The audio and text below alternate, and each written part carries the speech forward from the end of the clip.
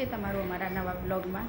તો અત્યારે તો ગુડ મોર્નિંગ તો નહીં કહું, ગુડ આફ્ટરનૂન, કારણ કે અત્યારે વાગી ગયા છે 12:30, બપોરનો ટાઈમ થઈ ગયો છે અને બધું ઘરનું કામ પડ્યું હતું તો બાકી હતું તે પતાવતી હતી કામ બધું, હજુ તો જમવાનું બનાવવાનું બાકી છે। તો આજે મારે ખાલી દાળ ભાત બનાવવા છે તો એ બનાવવાની તૈયારી કરું છું। અને જો જીનુ અને મૈત્રી કેવી રીતે રમે છે બતાવું તમને।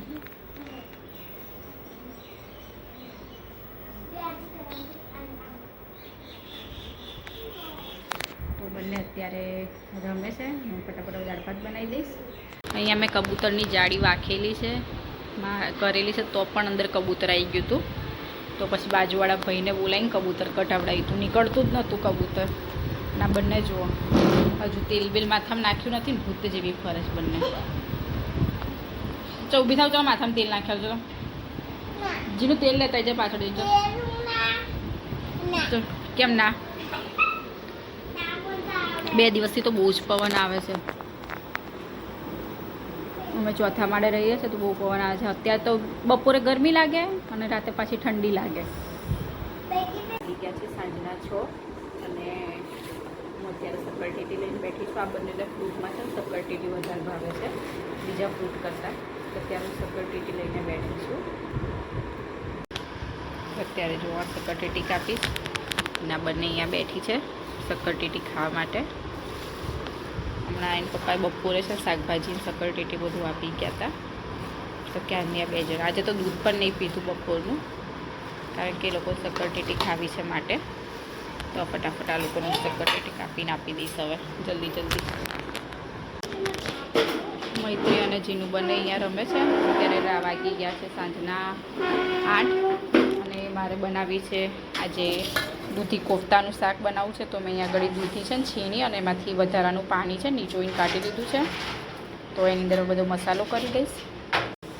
મસાલો બનાવવા માટે છે ને મેં ખલમાં ધાણા, મરચાં, આદુ અને લસણ આ વસ્તુ નાખી દીધી છે। હવે આને ખીચી કાઢીશ અને એની અંદર થોડું જીરું નાખી દઈશ, અને આનો મસાલો રેડી કરી દઈશ પહેલાં। તો અહીંયા મેં છે ને આદુ, લસણ, મરચાં ને ધાણાને ટીચીને રાખ્યા છે। હવે એ જે ટીચેલા છે એ થોડું દૂધીની અંદર નાખીશ કોફતા બનાવવામાં, અને થોડું છે ને આપણે જ્યારે ગ્રેવી કરીશું ને ત્યારે એને વાપરીશું। તો અહીંયા આગળ જેમાં આની અંદર જેટલું મારે પૂરતું જોઈતું હતું એટલું મેં નાખી દીધું છે। પછી મેં દૂધીની અંદર ચણાનો લોટ અને મરચું મસાલો જે પણ નાખવાનો હોય એ બધો મેં નાખી દીધો છે, અને હવે એનો એક લોટ જેવું બાંધી દઈશું। તો અહીંયા આગળ મેં લોટ બાંધીને આનો તૈયાર કરી દીધો છે, અને હવે આના હું છે ને કોફતા ઉતારી દઈશ। તેના માટે મેં તેલ ગરમ કરવા મૂકી દીધું છે। તો અહીંયા આગળ જો આટલા મારા કોફતા રેડી થઈ ગયા છે। શેપમાં બરોબર નથી પણ સ્વાદમાં મસ્ત બન્યા હતા, કારણ કે ઉતાવળ હતી, 8 વાગી ગયા હતા, મોડું થતું હતું માટે મેં છે ને ફટાફટ ઉતાર્યા હતા। તો શેપમાં બરોબર નથી પણ સ્વાદમાં બહુ સરસ બન્યા હતા। અહીંયા બધા મારા કોફતા રેડી થઈ ગયા હતા, અને હવે મેં ગ્રેવી કરવા માટે તેલ ચડાવીને મૂક્યું હતું। તો અહીંયા આગળ મેં છે ને ડુંગળી અને ટામેટાં સમારીને રાખ્યા હતા, અને પેસ્ટ તો આપણે જે પહેલેથી બનાવેલી હતી એ તૈયાર જ હતી। તો હવે હું પહેલાં છે ને ડુંગળી મૂકીશ, ડુંગળી વઘારવા મૂકીશ, ડુંગળી થઈ જશે એટલે પછી પેલો પેસ્ટ બનાવી તે નાખીશ। તો અહીંયા આગળ મેં ગ્રેવી તૈયાર કરી દીધી હતી। ગ્રેવી તૈયાર કર્યા પછી મેં પાણી રેડ્યું હતું।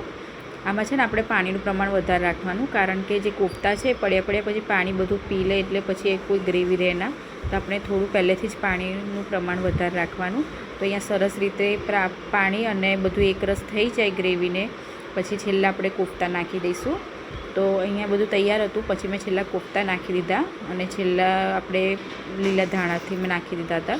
તો અહીંયા મારું કોફતાનું શાક રેડી થઈ ગયું હતું, લોટ પણ બંધાઈ ગયો હતો, ખાલી રોટલી કરવાની બાકી હતી।